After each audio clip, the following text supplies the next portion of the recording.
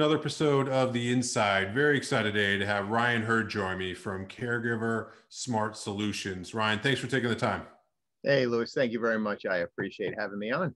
Yeah, absolutely. So, a little different than typical. Usually we have people square in the middle of the security access control marketplace, but this being somewhat of a vertical conversation, I'm excited to dig into it. Before we do that, why don't you give a little bit of introduction of who you are, the business that you're in, a little bit of background. I think it'd be good for everyone to hear that, and then we'll dive into specifically aging in place and around what Caregiver Smart Solutions is. Sure. Well, as you said, my name is Ryan Hurd. I've been in the actual custom CI side of the industry for 30 years, way before we used to call it smart home. And it was custom integration, custom installation, a CDP. From there, I wrote the book on it called Join the Smart Home Revolution and have done a bunch of lectures at IBS, IBIS, KBIS, CES, all the shows. So it's been a lot of fun. How does that pertain to aging in place? Well, as you know, all of us end up doing something for somebody. It's the typical mom, I want to get her in my house. I'm worried about her. Is there something you could do to make her TV easier to use? Or is there something you can do that if she gets up, I'll know about it because I don't want her to walk out the door kind of a thing. So that's kind of a little bit of where it started. Okay, very cool. And so like, and I know from an access control standpoint, when we see it, usually it's people wearing a lanyard of some sort and going around so you know where they're at, or like, so what is I see like the application behind you and that, but can you talk a little bit about the nuts and bolts of it? Sure. So what does a smart guy have to do with aging in place? Funny thing. So as I was saying before, I've been in the CI industry forever. I wrote the book on it and life was great. And then unfortunately, my father had cancer. And the interesting thing is when he got home, I'm concerned about him. Is he up? Is he moving around? Is he doing things? Now, again, to put it in context, my world consisted of Crestron, Control4, private home cinemas, large homes. You know what I'm talking about. Push a button, have it do anything. With enough time and money, I can literally do anything you've ever dreamed of. But over here, I figured I'd buy something, put it in, call it a day. But I quickly came to realize that there's nothing there. There's nothing on the age tech side. I can't even tell if my father got up and if he took his medicine. The only thing is there is the I've fallen and I can't get up. Remember those days, 1990s, I've fallen and I can't get up? That's it. So there's got to be a better way. So I've taken my experience and my knowledge from the smart home industry and I've applied it over here to aging in place. And I've created product and I've patented product. And basically at the end of the day, it's this. I want to know how my loved one is doing. I want to have a little bit less stress. I want to enable them to live in place as long as possible with their dignity. And, that's where they want to be. So that's really what we're doing. Yeah. So we talk, it's interesting from, again, this whole idea of inclusion of people, also giving people the ability to the sort of freedom to continue to live, not sort of the restrictive side. We see some of it with like ADA type products and the rest. Like people want that ability to control, but and still have like the dignity, if you would, of not, the freedom. I don't know what the right terms are for it, right? But go ahead. You hit on it, actually. It's dignity. So what I've learned going down this side is, number one, nobody calls themselves a caregiver. The industry calls them a caregiver, but you don't go around saying, hey, I'm dad's caregiver. So that's problem number one. It's hard to identify.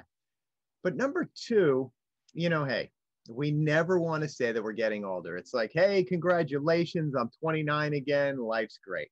The reality is every day we're getting a little older. And every day we need a little more help.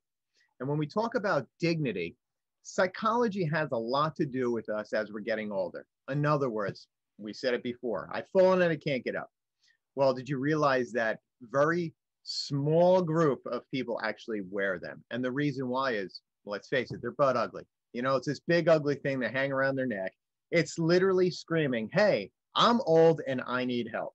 They don't want to do that. So that's number one. But number two, when we talk about dignity, What we found out is a lot of our aging loved ones tend to isolate themselves. What does that mean? They don't want to be a burden to anybody. You know, remember, we're talking about people that are 95, 85, 75 years old. They believe that they don't want to be a burden. So that means that when they go out, they don't want to be that person that you're waiting behind because it takes them, you know, longer to get through the checkout line, right? So they tend to then not go out anymore and self-isolate, which isn't good. So on the smart home side, we know there's a lot of things that can make their life easier. You know, whether it's some kind of voice control, hey, Google, Alexa, to turn on a light, that's really game changing. Or you do some kind of a video doorbell. Now we're talking about safety and security, right? The ability that grandma can sit down in her living room. She has a hard time getting up. It takes her 5 minutes to get to the door, but the ability that you give her to see who's on the other side of that door. Now, if it's Amazon package, you know, she can say, okay, you know, I'll get it later when I go up and get my tea. Or if it's her favorite grandson, hopefully she'll open the door. But the ability to give her to see on the other side of that door. Now, when you start talking about markets, this is where it gets fascinating. You know, we talk about the security market. So if you look at the security market, it's only got a penetration of about 14% of residential homes. The attrition rate after 36 months is 60%. That means 60% of the contracts signed don't get re-signed. Why? An event doesn't happen. Well, when we talk about the aging in place market, you have to understand, as of today, there's 65 million people. There's 55 million people that are 65 and older. And in 10 years, that's going to be 75 million people. It is massive. And then you say, well, we'll just put mom in a nursing home and assisted living. There's only 1.8 million beds. So we could build as much as we can today. We could throw as much money at it. You'll never have enough room for our aging loved ones. So what do? Age in place, which is where they want to be.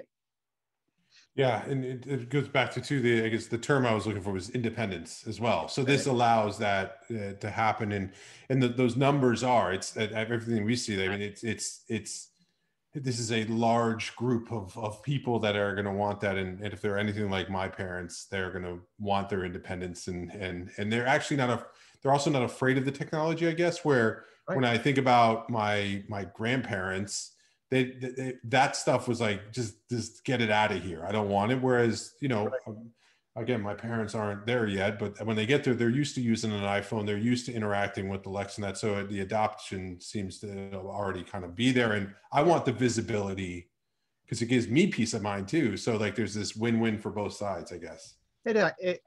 Absolutely. So for our aging loved ones, it's I've got your back, right? They don't want to be that person that fell in the shower and nobody found them for 2 days because they're not wearing their pendants, or it's called a PERS in the industry.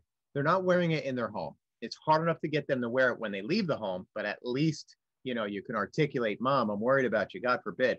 But in home, they believe that they're safe. And on the other side, you're right. For yourself, it's peace of mind. I know Mom got up. I know she's walking around. I know she's taking her medication 3 times today. You know, having that in an app in your hand is game changing. So talk to me about the other topic that always comes up with this is around privacy. So what's your approach and thoughts on how that works? 100%. So back to the smart home technology, there is product or technology that makes sense for our aging loved ones. But just like anybody else, being a true professional, you identify the wants and the needs of the consumer that you are serving. And the best part of technology is when it can actually improve our lifestyle as humans. So whether it's safety, security, ease of use, whatever that is, but you're improving life. If you're not improving life, it's just a gadget, right? It's like that original Samsung smart refrigerator where they literally took every technology they had and crammed it in the fridge. Now, I loved it, right? I loved it. But when you go to the store and then you need it and you open up your app to look at the camera that's in the fridge, well, I couldn't see anything when I opened the door when I was at home, and now I still can't see anything. So it didn't help me. But from a techie side and a geek, it was great. Now, going forward, as far as independence and safety, security, information, you have HIPAA, you have a whole bunch of other guidelines. That information, at least with us, is between you and your loved one. That's it. If you want to give your sister the ability to use the app, you can do that. If you want to give the doctor the ability to see, you can do that because it's going to help for diagnosis. But as far as the information, it is between you and your mom. Very good. So so it goes back to the old adage around the privacy side. So it's built with it, but then also only utilize the data that you need. Otherwise, you leave it alone on that side. Okay. Right. What's the go to market? How do you do you go through channel? Do you sell direct? How do you do it? So at Caregiver Smart Solutions, we have really four verticals when we're talking about markets. You have the consumer. So it's B2C. It's you're worried about mom or dad and you want to take care of them. Number two, it's called in-home. So think of visiting angels, visiting nurses, groups that serve your mom in-home. Number three is technically called a CCRC. So that's where we have independent living, assisted living. And then number four is actually the insurance industry. So the Geicos, the healthcares of the world working with them. Now, as far as how consumers acquire us or purchase us, it's through the website. We're in the middle of working out deals with people within the industry because this is growing. So for that integrator that might already do hospitals, or maybe the integrator that is working on the new construction, because we've been talking to builders, especially on NAHB, their aging in place section. They're really envisioning the next 55 plus community, which is really a 65 plus community with pre-positioned assets and technology already baked into the homes. So those are the kind of relationships we're looking to form, whether it's through the industry, because listen, we need the smart guys. We need your help to start deploying, or whether you have assets in the aging in place, which is the CCRCs or assisted living. So if you do a bunch of low voltage, TVs, access controls, those kind of things, we want to talk to you. Yeah, it's interesting to see sort of like the evolution of the industry where it was about, the smart home, and really the evolution was product more than anything else, right? And then now you're seeing a shift into the verticalization of the industry where it's based off of use cases versus it being, based off of movies. Based off the RCA, guy in the chair with his hair going back, dog next to him, right? I mean, listen, we've both been in the industry forever, so brand names were important. Remember when we would use Sony? You know that the first Sony CD or DVD player was always going to be the best because they overbuilt it, and this thing was like 100 pounds. Yeah. And every generation after that was a little cheaper, and it wasn't as good as that first one. Well, now, unfortunately, the consumer, they don't care about brand names. All they care about is how is it going to help me? Yeah, that's a shift into it. Now, so what's interesting is it is somewhat of a B2B as well. And I'm curious, totally kind of outside of it, but it got me thinking about, are there homes, single family homes, because you talk about the builders building communities like that, but like, do people do this also like in an Airbnb type style? Like, do people fit out homes like, and they market them as this is a good house to have aging in place yet? Or like, I don't know. Yeah, so there is. The one thing I've learned is that the industry is very, very fractured. And it's because it's very hard to get the information.